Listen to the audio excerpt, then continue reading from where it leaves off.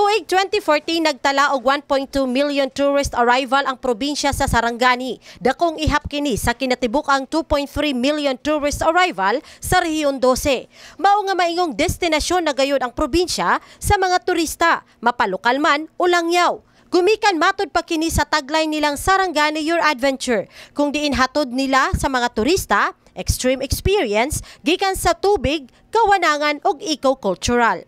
Well, as of September 30 of this year, we hit already 842,165, no? So this is quite high compared to last year, no? Gani karon pa lang tuig 2015 gikan January hangtod September 30 nagtala og 842,165 tourist arrival ang probinsya. Kung diin gilauman pa karon sa Sarangani Tourism and Investment Promotion Center nga malabuan pa nila ang record sa milabing tuig gumikan sa mga umaabot pang festival sa Sarangani ug holiday season.